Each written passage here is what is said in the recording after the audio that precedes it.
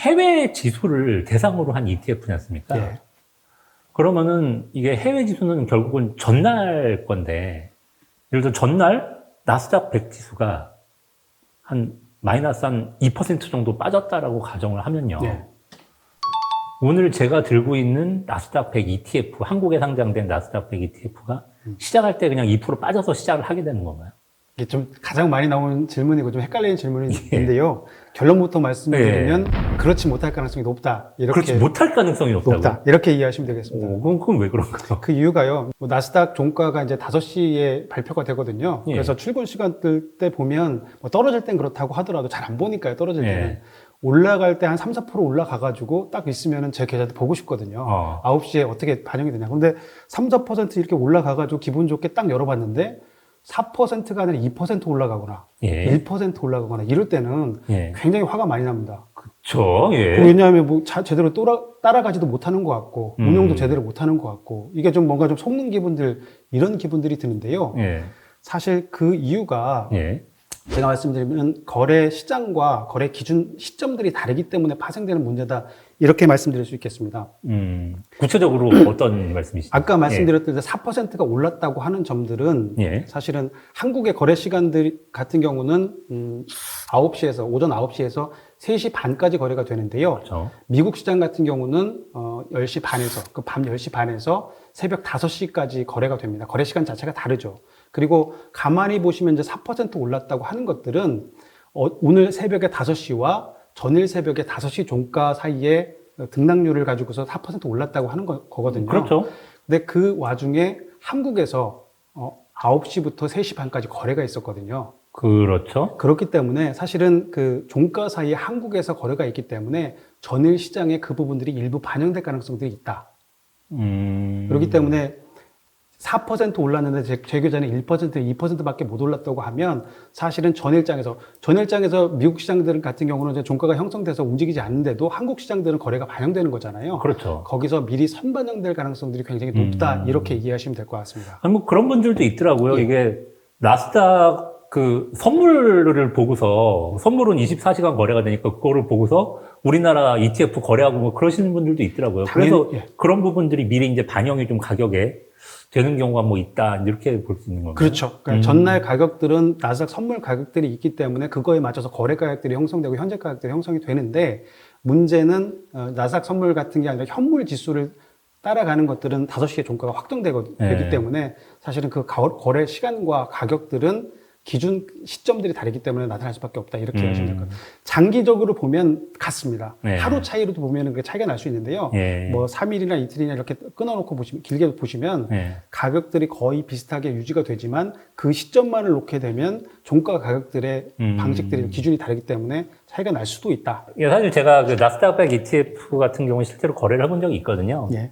그냥 이제 그 증권사 거래 화면을 이렇게 보면은 아래 이렇게 조그만 용어들이 써있어요. 뭐 NAV 뭐 이런 말도 있고 괴리율 이런 말도 있고 뭐 LP 뭐 이런 말도 있는데 모르시는 분들도 많이 계실 거거든요. 맞습니다. 사실 좀 용어가 좀 복잡합니다. 그러니까 영어로 되어 있기도 하고 또 처음 하시는 분들은 굉장히 생소한 개념이긴 한데요. 그 ETF를 거래하기 위해서는 해당 용어를 정확하게 이해하시는 것들이 가장 중요하거든요.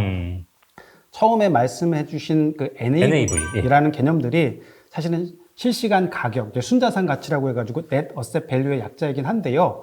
실시간 가격들이 어떤 의미냐 하면 ETF는 종목이 하나 들어가 있는 것들이 아니라 여러 가지 종목들이 들어가 있지 않습니까? 나스닥 100은 100개 그렇죠. 100개 종목들이. 그리고 예. 실시간으로 계속 변화하고요. 예. 그렇기 때문에 이거를 거래하기 위해서는 누군가 그것들을 합쳐서 가격들을 하나로 만들어줘야 되지 않습니까? 예. 그러니까 NAV라는 가격들이 그런 그 기초가 되는 실시간 가격, 공정 가격, 기초가 되는 주가들의 그 주가를 반영해서 시장 상황을 반영해가지고 만들어진 가격들이다 이렇게 보시면 될 것 같습니다. 10초마다 한 번씩 그 가격들이 변해가지고 이 가격들을 보고서 매매를 해라 이런 시그널이라고 보시면 될 것 같고요. 마찬가지로 그 상품이기 때문에 수요가 많을 때는 기초 공정 가격들이 있다 하더라도 NAV가 있다 하더라도 수요가 많으면 당연히 가격들이 올라갈 수밖에 없고요.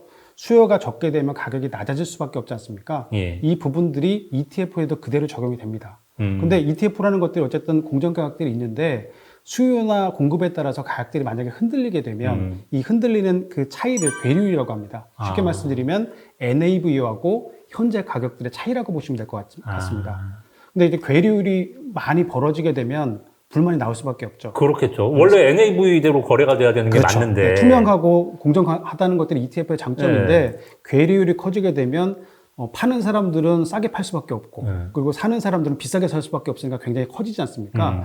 그래서 도입된 사람들이 수요가 있을 때마다 그 가격들의 수요에 대응하는 ETF를 공급해줘라 라는 사람들이 LP라고 하는 사람들입니다. 사업자들입니다. LP요. 리퀴디티 프로바이더라고 해서요. 수요에 따라서 그 괴리율을 좁히는 역할들, 그리고 유동성과 호가를 제공하는 사람들을 LP라고 한다. 이렇게 이해하시면 되겠습니다. 정리해서 말씀드리면요. 가격 NAV 같은 경우는 순자산 가치라고 해서 그 현재 실시간 가격이 있고요. 예. 현재 가격들은 그 실제로 거래되는 가격, 그 차이를 괴리율이라고 하고요. 이 괴리율을 좁히는 사람들을 LP라고 한다. LP는 누가 하는 거예요? LP는 이제 저희가 선정을 하게 되는데요. 예. 증권회사에서 그 역할들을 하게 되고요. 하나만 하는 것들이 아니라 다수의 LP들이 있습니다. 그러면은 뭐 나스닥백 ETF가 하나가 있다. 그럼 그 LP가 한 회사가 아니라 다수 여러 개의 회사가 이제 서로다가 경쟁하면서 호가를 제공하고 있다. 이렇게 보시면 될 것 같습니다. 그분들이 뭐 너무 지금 그 NAV보다 너무 떨어져 있으면은 좀 가격 올려주고. 그렇죠. 너무 올라가 있으면 또 내려주고 이런 역할을. 그 역할들을 계속 지속적으로 수행한다. 이렇게 보시면 될 것 같습니다. 그분들은 그걸 왜 해요? 그 LP라는 수수료 부분들이 있고요. 수수료를 저희가 이제 제공을. 계약을 맺고 있습니다. 그래, 그 증권사가 주로 LP를 하는데 그분하고 LP 계약을 맺어가지고. 맞습니다. 네. 그분들한테 이 가격을 NAV로 수렴하게 이렇게 해달라. 그래서 이제 그런 안전장치들이 있어서 이제 ETF가 뭐 당일은 좀 가격 차이가 있어도 장기적으로 보면은 NAV하고 비슷하게 이제 가격이 가고 이제 그런 부분이 있는 거군요. 맞습니다. 국내 지수를 추종하는 ETF가 있고 예. 또 해외 지수를 추종하는 ETF가 있잖아요. 근데 이 괴리율이라는 측면에서 보면 뭐 해외 지수를 추종하는 게 이게 좀 더 벌어지는 경우가 많다 뭐 이런 얘기도 있던데. 그렇습니다. 네, 그럴 수밖에 없는 구조가 있고요. 그럴 수밖에 없는 구조가 뭔가요? 예. 괴리율이라고 하는 것들, 이제 아까도 말씀드렸지만, 기본적으로 수요적인 요인입니다. 살 사람이 많으면 가격이 올라가는, 현재 가격이 올라가는 거고, 없다면 떨어지게 되는데, 말씀하시는 이제 LP, 유동성 공급자들이 이 갭을 메꾸는 역할들을 하거든요. 그래서 괴리율이 벌어지게 되면 무조건 이제, LP들에 대해서 좋은 얘기가 나갈 수 없고, 제대로 역할을 하느냐, 이게 문제 있지 않느냐, 역할을 제대로 수행 안 하는 것 같다, 이렇게 관리 똑바로 해라, 이런 얘기들이, 불만들이 굉장히 많은데요. 그렇겠죠? 사실은 그런 요인들보다도 구조적인 요인이 있습니다. 이제 공급적인 요인하고 구조적인 요인, 그리고 상품의 설계 자체가 그렇게 되어 있는 요인들이 있는데요. 그 부분들에 대해서 조금 이해하시면 사실은 LP들이 적정하게 기능을 수행함에도 어쩔 수 없는 그런 부분들을 좀 이해를 하시면 좋겠는데요. 예. 그런 것 중에 이제 첫 번째 부분들이 LP의 호가 제공 시간입니다. 호가 제공 시간. 예. 그러니까 국내 시간 같은 경우는, 거래소 같은 경우는 9시부터 열려서 3시 반까지 이렇게 마감 종가가 형성되는데요. LP는 쉽게 말씀드리면 9시 5분에 출근해서 3시 20분에 퇴근한다, 이렇게 보시면 될 것 같습니다. 왜 그렇죠? 그러니까 LP의 유동성 공급하는 그 의무가 9시부터 9시 5분까지는 유동성을 공급 안 해도 된다, 이렇게 말씀 주시겠고요. 그리고 장 시작하시는 동시효과에 3시 20분부터 3시 반까지는 유동성을 제공할 의무가 없습니다. 그렇기 때문에 해당 시간에 거래를 하시면, 잘못하면 뭐 유동성이 전혀 없다 그러면은 상가로 거래할 수도 있고, 호가가 전혀 없다 그러면요. 시장가로 매매하거나. 시장가로 매매하게 되면 그렇게 하실 수가 있고, 또 뭐 호가도 제대로 안 되니까 체결도 잘 안 될 수 있으니까요.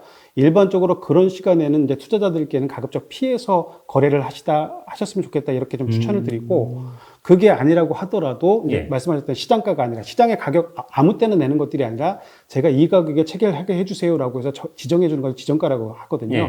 그렇게 지정가 주문을 내는 것들을 이제 추천을 드리고 있습니다. 그러니까 결국은 LP가 뭐 장 열린 시간에 계속 하는 게 아니라 동시호가 때라든가 이렇게 LP가 참여를 안 하는 시간이 있으니까 그때는 유동성이 부족해서 막 가격 괴리율이 더 커질 수가 있으니까 그 시간을 피하는 게 포인트다. 맞습니다. 두 번째 요인이 있는데요. 이제 LP의 이제 공급적인 요인이다, 이렇게 보시면 될 것 같습니다. 이게 유동성을 계속 공급하기 위해서는 일반적으로 해지 거래라고 하는데요.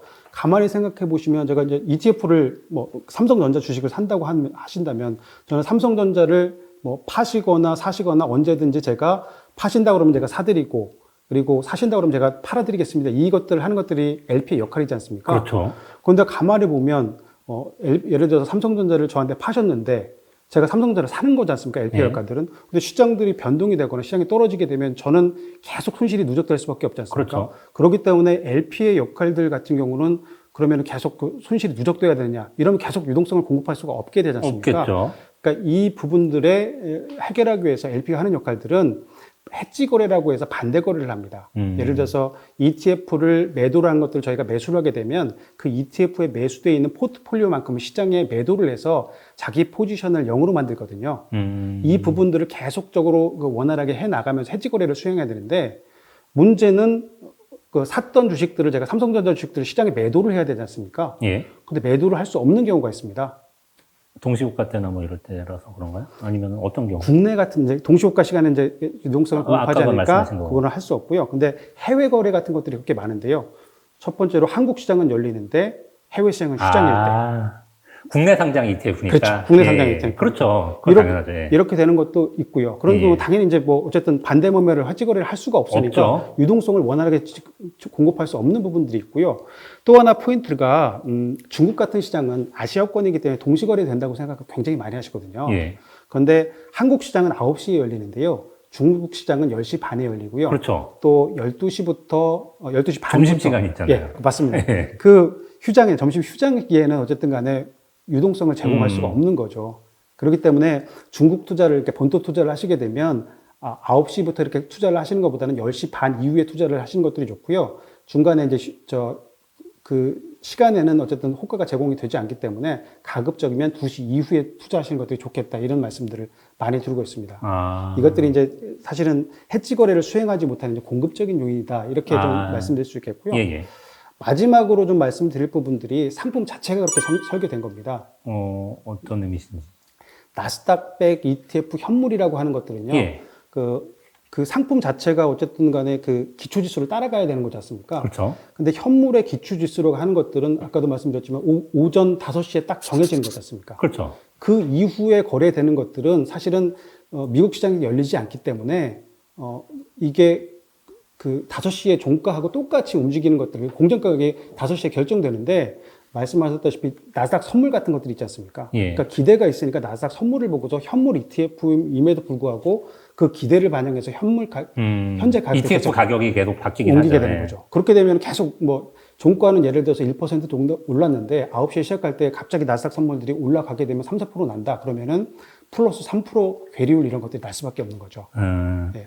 나스닥 100 ETF 같은 경우에 그럼 여기는 전일 종가는 어쨌든 끝나 있는 상황에서 매매가 되면 한국 투자자들이 보는 NAV는 그대로 고정돼서 있는 건가요? 그렇죠. 고정되어 있는 것들이 맞다라고 보시는 거죠. 근데 다른 것들이 아까 나스닥 100 현물하고 선물 ETF가 있다고 말씀드렸지 않습니까? 예. 선물 ETF는 실시간으로 변하기 때문에 얘들은 괴리율이 거의 없습니다. 근데 예. 현물 같은 경우는 종가가 형성된 다음에 거래되기 때문에 NAV는 변하지 않고. 그렇죠. NAV는 변하지 않고 움직이는데 조금 하나 변하는 것들이 이제 환이 오픈돼 있으니까요. 그렇기 환율, 때문에 예. 조금씩 변하긴 하는데 큰 차이는 없다 이렇게 보시면 될 것 같습니다. 그렇구나. 근데 이제 그걸 보시면은 LP들이 제대로 괴리율 관리를 안 하니까 이놈들 이렇게 하시는데 실제로는 그게 기초자산이 그렇기 때문에 어쩔 수 없는 거죠. 어쩔 수 없는 거다. 예.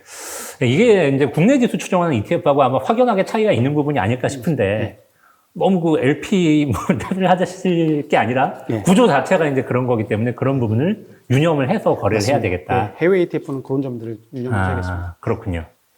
자, 그럼 제가 이게 괴리율에 대해서 계속 이제 질문을 드리다 보니까 또 궁금해지는 게, 이 괴리율이 그러면 어느 정도가 되면 좀 이렇게 심각해졌다라고 표현을 할 수가 있을까요? 뭐 너무 괴리율이 벌어지면 안 될 것 같은데, 뭐 정확한 기준이 있는지는 제가 잘 모르겠습니다. 뭐 그런 기준이 혹시 있을까요?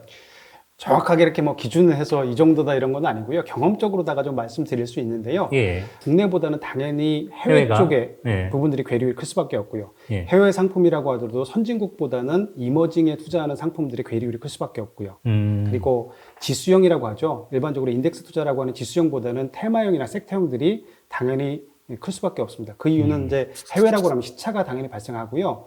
이머징 시장들이나 섹터 같은 경우는 비용들이 더 비쌀 수밖에 없거든요. 해지 비용입니다. 그렇기 때문에 이쪽도 좀 클 수밖에 없다. 이런 것들이 이제 기본적으로 가져가는데 국내형 같은 경우는 저희는 경험적으로 봤을 때는 한 0.5% 이내에 다 수렴되는 것 같아요. 국내 지수를 추정하는 ETF는 거의 네. 뭐 0.5% 안에 이렇게 되는 거고 해외 같은 경우는 많아도 한 1% 이내에 다 이렇게 수렴을 한다 이렇게 보시면은 틀림없는데 예. 그것보다 더 커지게 된다면은 사실은 이제 구조조정에 말씀드렸죠. 그러니까 휴장일 때거나 아니면은 이렇게 해지를 할 수 있는 툴들이 정확하게 갖춰지지 못하는 이머징 마켓이거나 이런 것들이 굉장히 많거든요. 그렇기 때문에 이런 점들을 살펴보셔서 투자하시는 것들이 굉장히 투자 포인트가 될 것 같고요.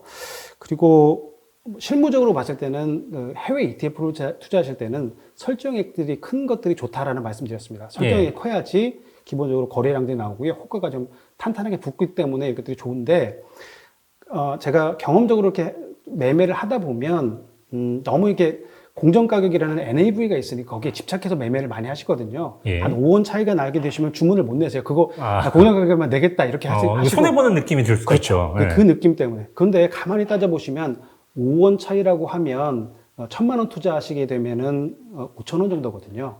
근데 큰 금액들은 아닌데 사실은 시장들이 변하기 때문에 그 호가나 이런 시장 상황들에 너무 민감하시다 보면 실제로다가 매매 체결이 안 되는 경우가 있어요. 그렇기 때문에 이런 경우는 조금 대범하게 투자를 하시는 것들이 실질적인 투자하실 때 팁이라고 말씀드리고요.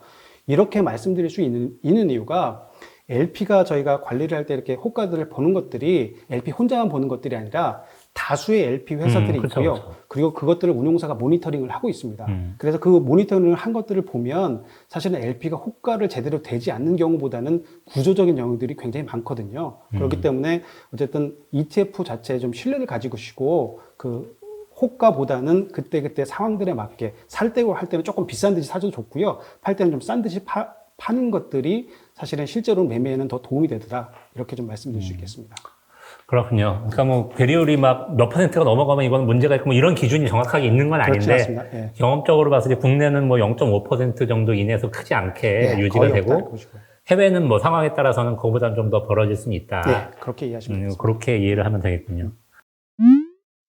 네, 오늘은 해외 ETF를 실제로 매매할 때 저희가 어떤 점을 주의해야 되는지 자세하게 한번 살펴봤습니다. 네, 도움 말씀 주신 김수환 이사님 감사합니다. 고맙습니다.